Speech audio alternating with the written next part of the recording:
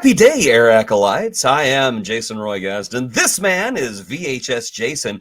We are in the home stretch of Season 2 of Avatar: The Last Airbender, because today's episode is The Earth King, Chapter 18. And this is, of course, where we meet Bosco's friend. And we love Bosco. Bosco is just fantastic. And you know what? I'm just going to say it. So's the Earth King. Nothing like I was expecting. I was expecting like an Ozai level character, but he's just a nerd. He's a naive nerd. Yeah, he's been sheltered. You know, he's just basically like the drones. Like, there is no warm bath. And like, what are you talking about? Oh my god! And push the glasses up. He's been manipulated. Yeah, I like the guy. But you know what? We will talk about that here in just a moment. So let's take a look. So our episode opens up with the Gaang and Appa back together, and they're rushing back to Ba Sing Se because Sokka, good leader Sokka, is like, okay, we got Appa now. We got to go back to the Earth King and tell him what's going on because our window of opportunity is closing. Sorry, I'm laughing because of that screenshot you put up. I love that moment where she turned around. Can we get a saddle? Sorry, this is terrifying. I love the fact they gave Toph a fear of heights, which to me doesn't. At first, it didn't make any sense because I was thinking, well, she can't even see. Why is she scared of heights? And then I'm like, she is so far away from the earth. Yeah, no control. That was a great bit of characterization right there. But I was gonna say, our boy Sokka basically comes full circle in this episode, and he not only becomes a great leader and tactician, but he becomes a fantastic negotiator as well. This is a young man who has leadership in his future, and considering that he started off as dumb comic relief, is just fantastic. It really is. Yeah, 100%. He's to me, he's shown the most amount of growth in that group at this stage. Of course, I'm going to short circuit it by my cap here. I will destroy you. I will destroy you, Reed Richards. That shows confidence in maybe not a way you should be showing confidence, but it shows confidence. I have a great plan. It's a wonderful plan. If you don't go with my plan, you're crazy. Nice action sequence. Kind of I don't know. I liked this action sequence because it was just so unnecessary and dumb, because they're just mowing through the Dai Li and the Earth Kingdom soldiers at this point, just gonna go see the Earth King.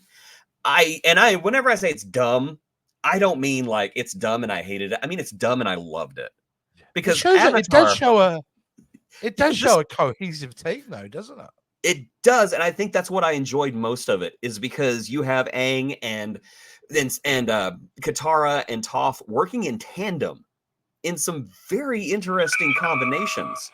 And I loved it just for that right there. Of course, I guess it was filler action, and that's fine because Avatar: The Last Airbender, they do some great filler action.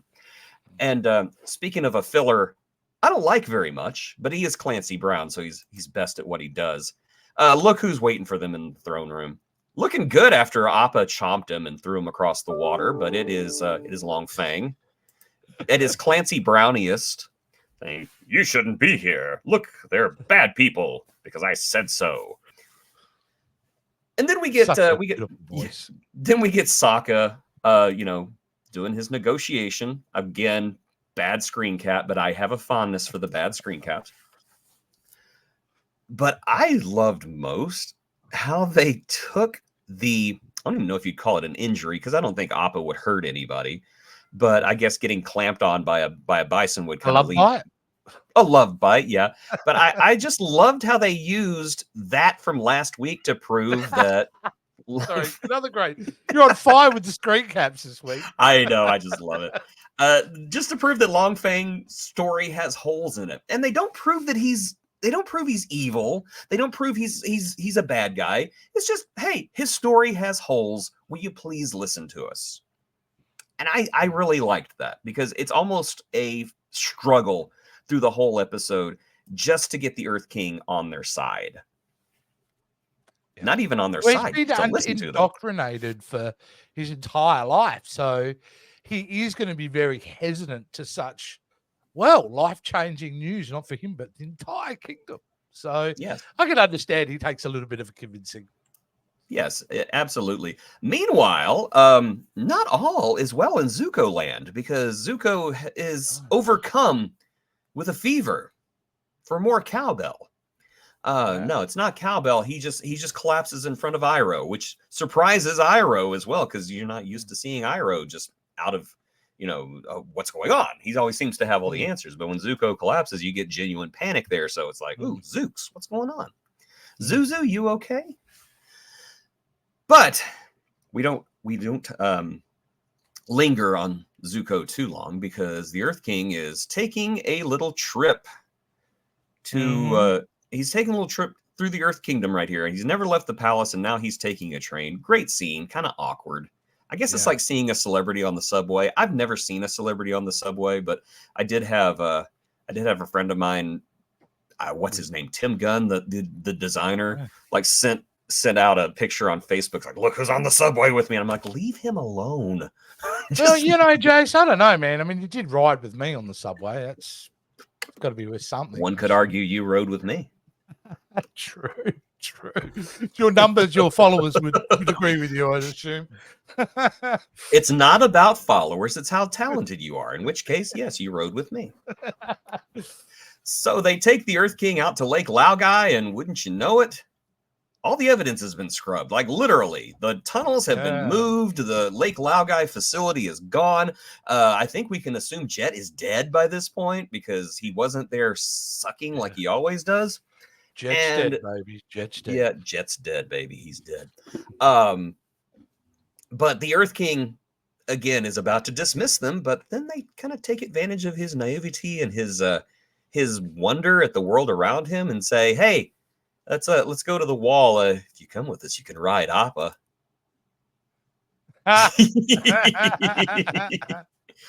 Which is great. If somebody told me I could ride on Appa, I would totally ride on Appa, by the way. Yeah. Totally. Saddle or no saddle. But yes, they fly out to the wall where, again, in a marvelous bit of continuity, look at what's still there. It's the drill. Yes. I love this bit. I really The drill from, what episode was that called again? I think it was called, wasn't it? The Drill, from The Drill. The episode about the drill that tried to drill into the wall. Great episode too.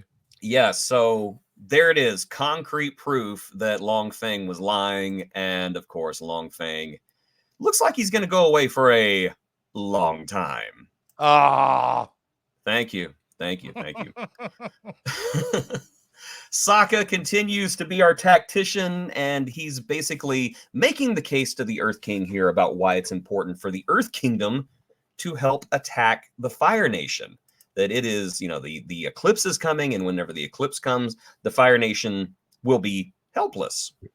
And, he convinces the Earth King to do that, which is good.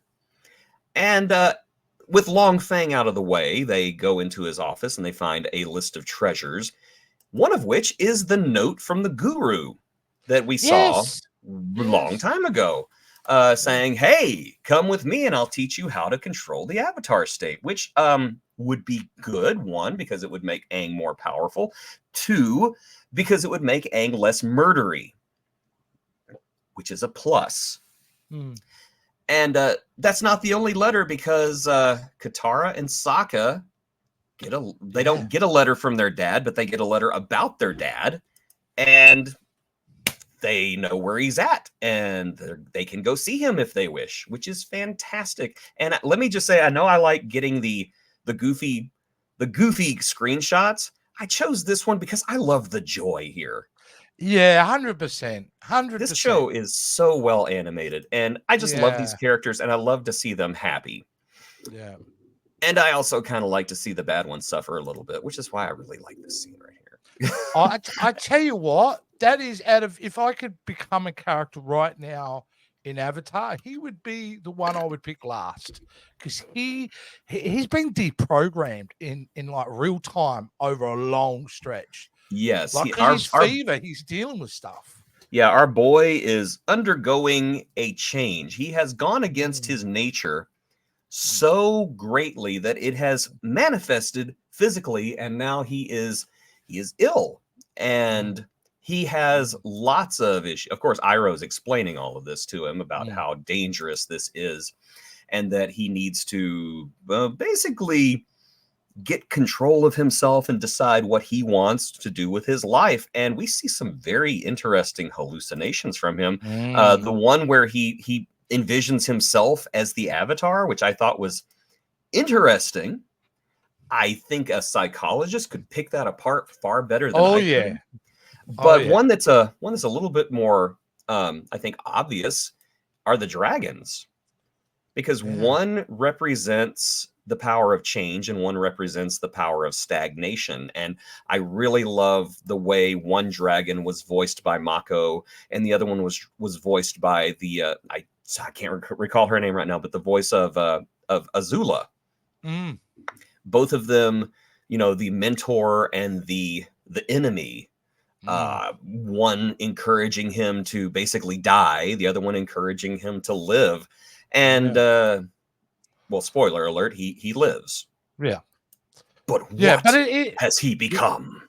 Well, that's the thing. And I mean, another way I look at the dragons too is one is about the past, one is about the future too, isn't it? Yes. One's about the dysfunction and trauma he's going through, and another one's about the opportunity of hope and a better life.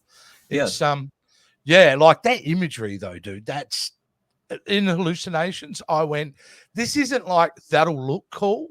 They put a lot of deep thought into They did everything from seeing himself as his enemy to the dragons to even that glimpse of his mother at one point. I thought was just fantastic, because it's just guilt and guilt layered on top of guilt.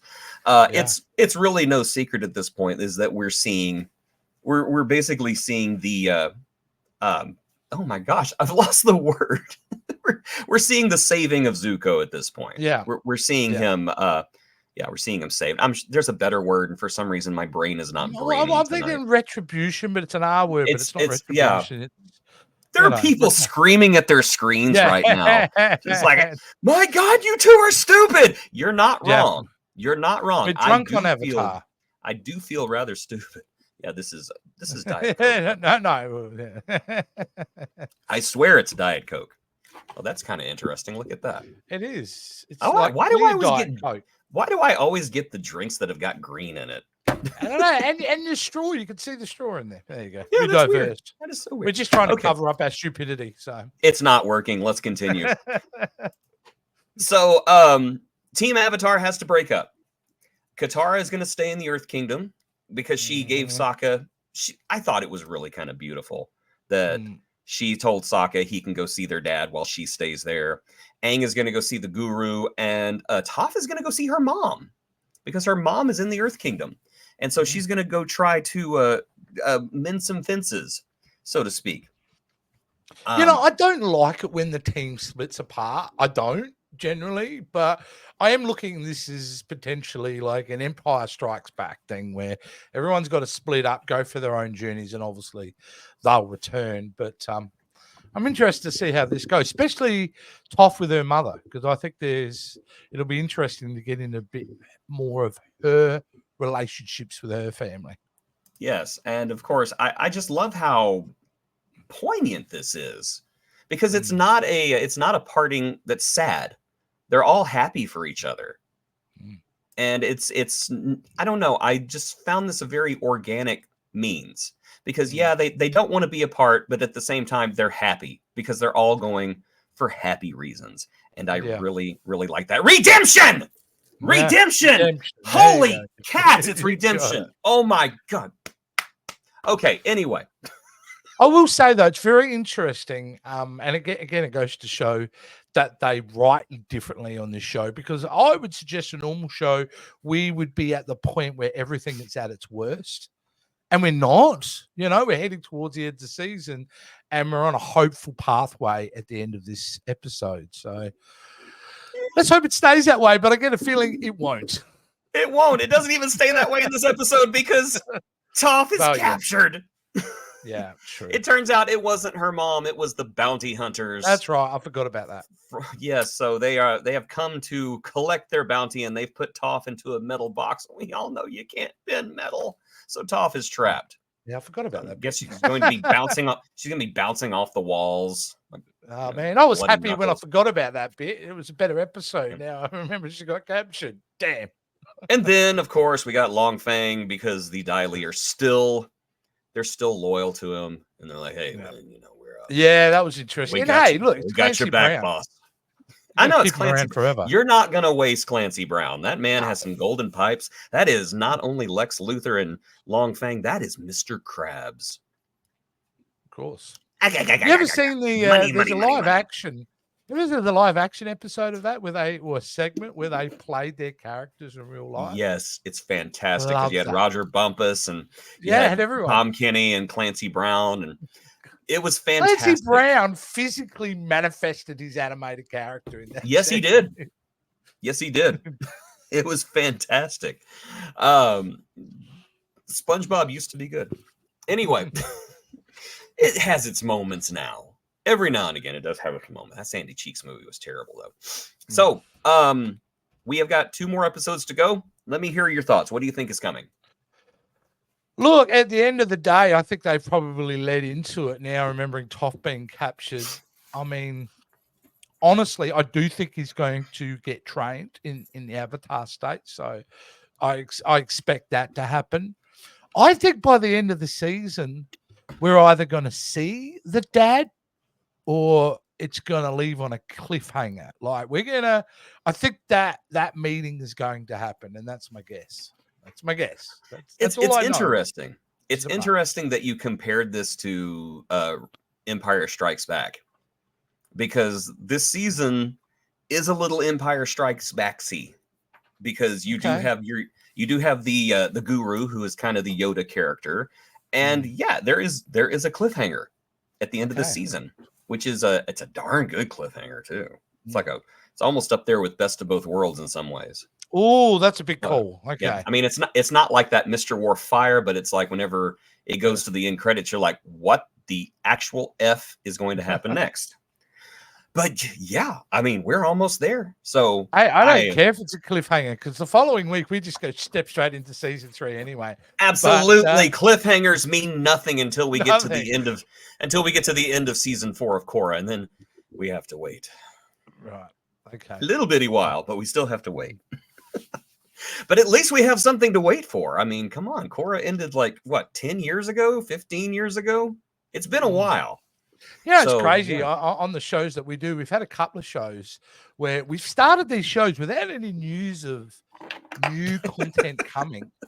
And now we started this Avatar show, and a few months later, there's announced these new movies. We got the live action series, which we won't talk about too much.